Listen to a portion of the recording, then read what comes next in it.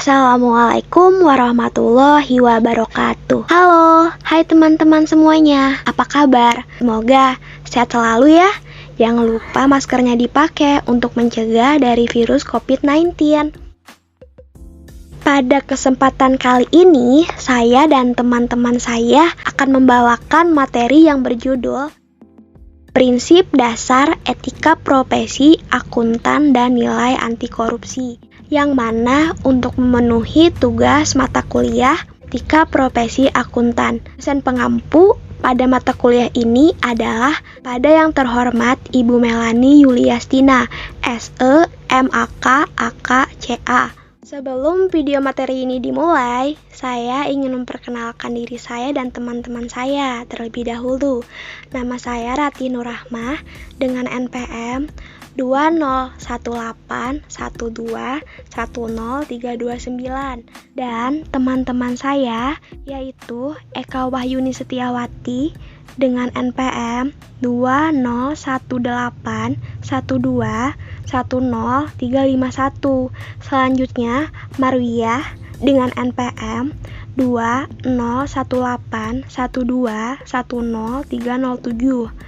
Selanjutnya Putri Kumalasari dengan NPM 20181210292 dan Sinta Nuriyah dengan NPM 2018121010359. Mula-mula materi ini akan dibacakan oleh Eka Wahyuni Setiawati.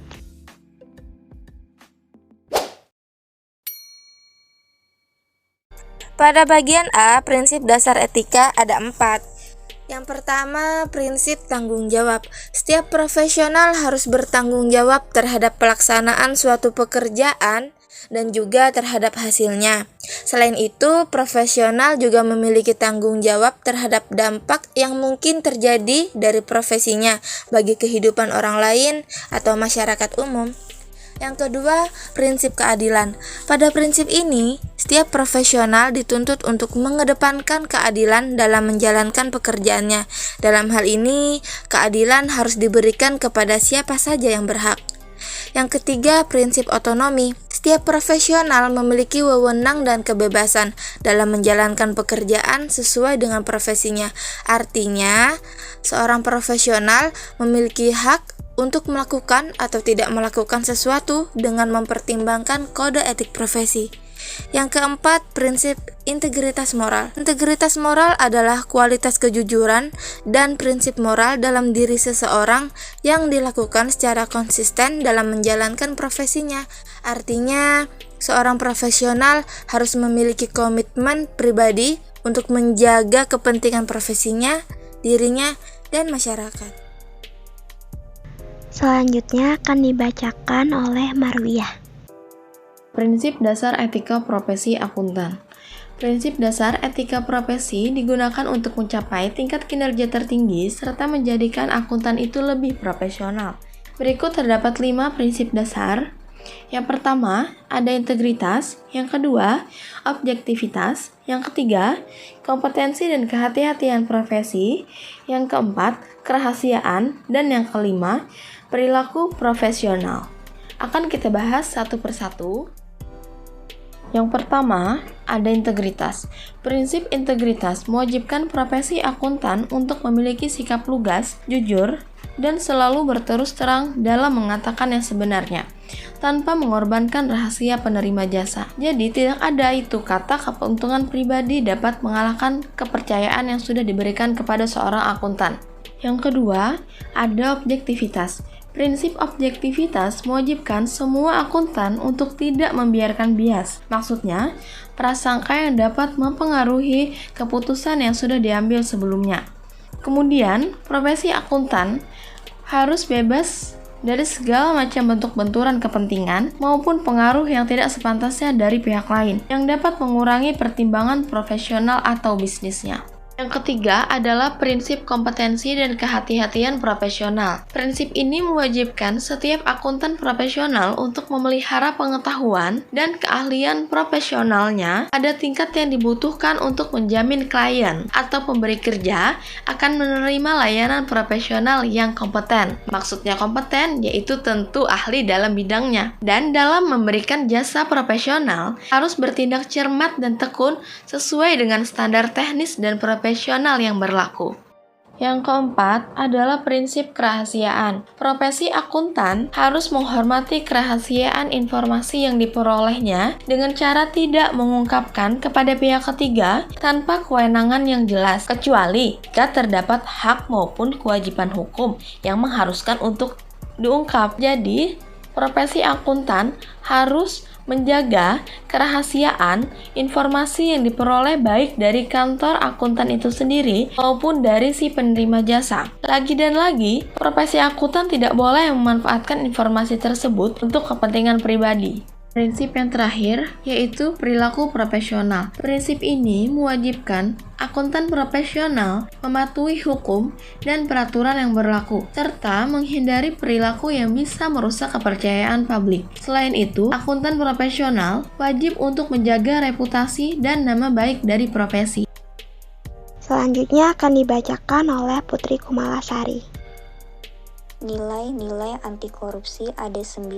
Yang pertama, kejujuran. Kejujuran berasal dari kata jujur yang dapat didefinisikan sebagai sebuah tindakan maupun ucapan yang lurus, tidak berbohong, dan tidak curang. Jujur merupakan salah satu nilai yang paling utama dalam anti korupsi, karena tanpa kejujuran seseorang tidak akan mendapat kepercayaan dalam berbagai hal, termasuk dalam kehidupan sosial. Bagi seorang mahasiswa, kejujuran sangat penting dan dapat diwujudkan dalam bentuk tidak melakukan kecurangan akademik, misalnya tidak mencontek, tidak melakukan plagiarisme, dan tidak memalsukan nilai. Contoh kejujuran secara umum di masyarakat dengan selalu berkata jujur dalam menunaikan tugas dan kewajiban, misalnya sebagai seorang aparat penegak hukum ataupun sebagai masyarakat umum dengan membayar pajak. Yang kedua, kepedulian. Peduli artinya mengindahkan, memperhatikan, dan menghiraukan. Rasa kepedulian dapat dilakukan terhadap lingkungan sekitar dan berbagai hal yang berkembang di dalamnya.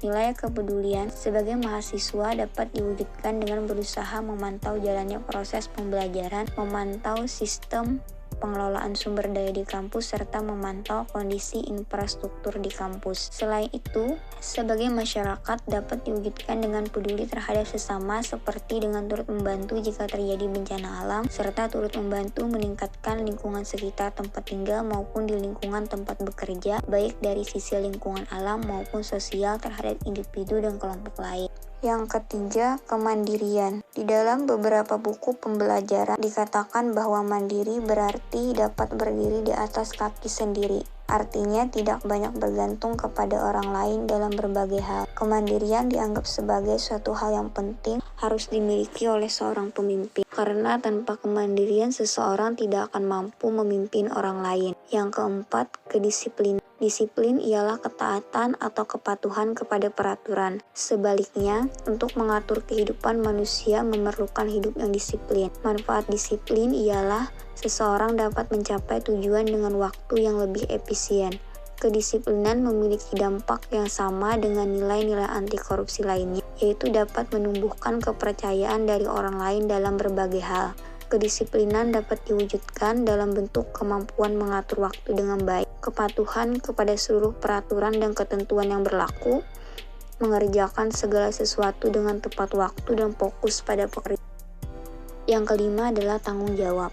Tanggung jawab adalah keadaan wajib menanggung segala sesuatu. Kalau terjadi apa-apa boleh dituntut, dipersalahkan, dan diperkarakan. Seseorang yang memiliki tanggung jawab akan memiliki kecenderungan menyelesaikan tugas dengan lebih baik. Seseorang yang dapat menunaikan tanggung jawabnya sekecil apapun itu dengan baik akan mendapatkan kepercayaan dari orang lain. Penerapan nilai tanggung jawab diwujudkan dalam bentuk belajar dengan sungguh-sungguh, lulus tepat waktu dengan nilai baik, mengerjakan tugas akademik dengan baik, menjaga amanah dan kepercayaan yang diberikan. Yang keenam, kerja keras. Kerja keras didasari dengan adanya kemauan. Di dalam kemauan terkandung ketekatan, ketekunan, daya tahan, daya kerja, pendirian, keberanian, ketabahan, keteguhan, dan pantang mundur. Bekerja keras hal yang penting guna tercapainya hasil yang sesuai dengan target.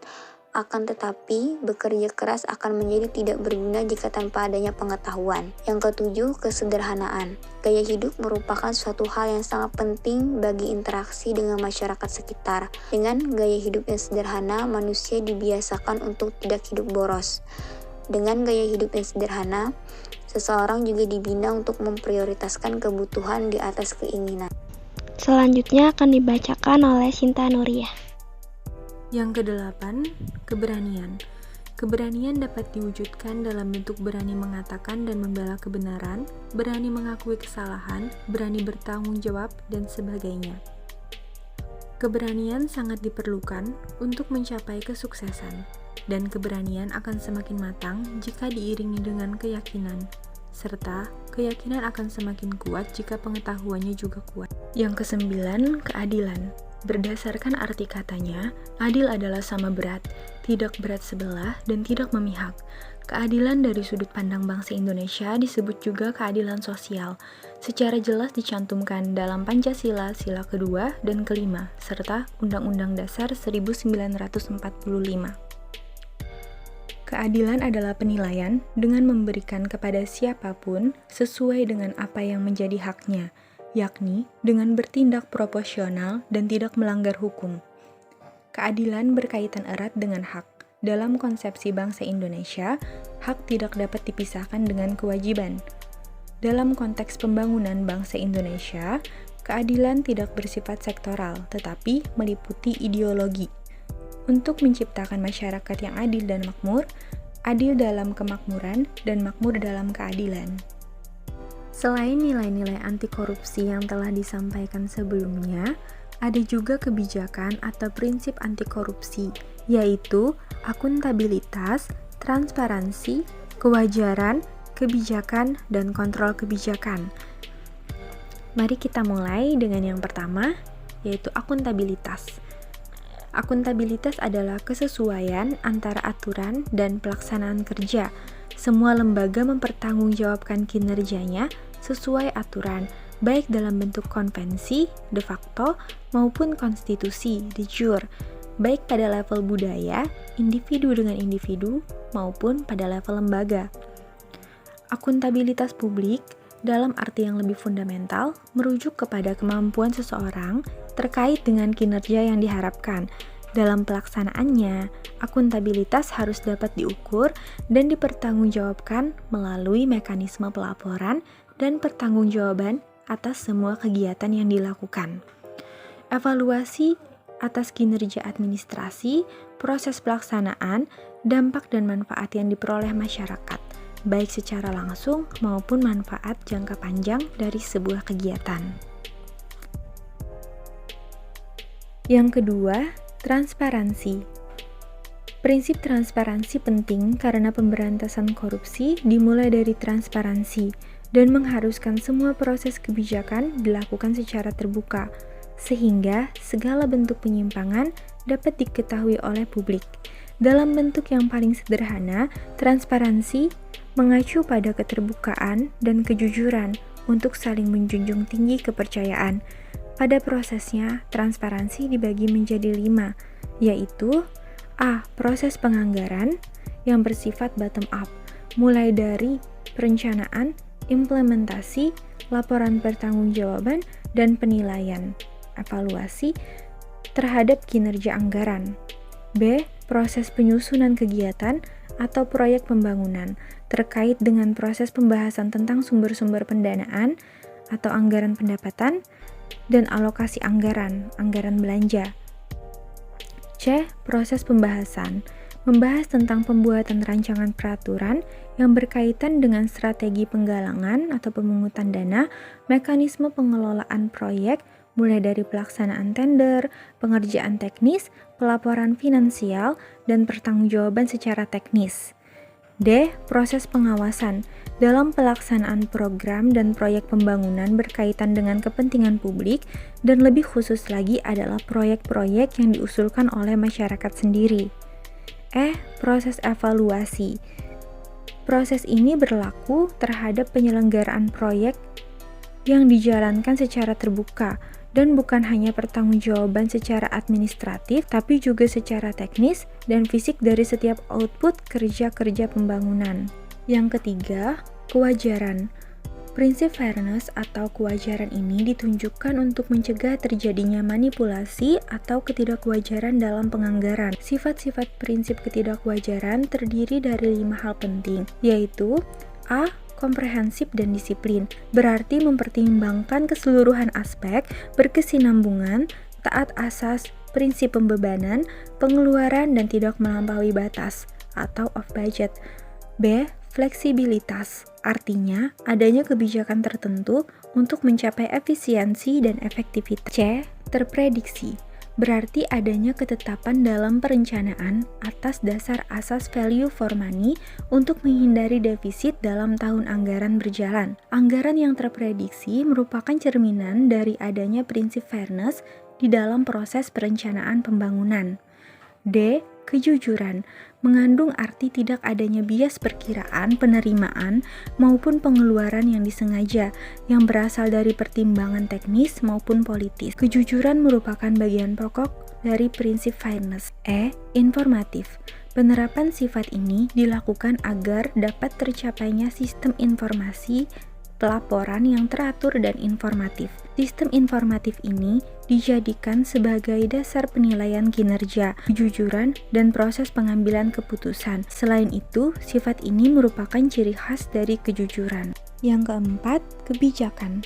Kebijakan berperan untuk mengatur tata interaksi agar tidak terjadi penyimpangan yang merugikan negara dan masyarakat. Kebijakan anti korupsi tidak selalu identik dengan undang-undang anti korupsi, namun bisa berupa undang-undang kebebasan mengakses informasi, undang-undang desentralisasi, undang-undang anti monopoli, maupun lainnya yang dapat memudahkan masyarakat mengetahui sekaligus mengontrol terhadap kinerja dan penggunaan anggaran negara oleh para pejabat negara.